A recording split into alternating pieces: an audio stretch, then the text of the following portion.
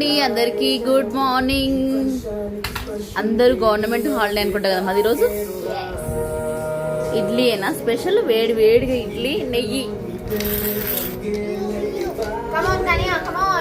ఏంటి ఏం చేసుకుంటున్నారు లంచ్ లోకి ఈరోజు?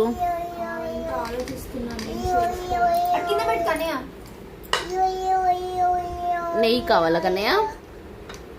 నెయ్యి ఇవాళ ఎలాగో నేను ఫాస్టింగ్, మీరు ఏం వండుకుంటారా అని. నాన్ వెజ్ వండుకుంటున్నారా? ఇవాళ వినాయకులు నిమజ్జనం కదా, మీరు తింటారా? అయితే చట్నీ నేను చేశాను తెలుసా ఈరోజు, చూడండి.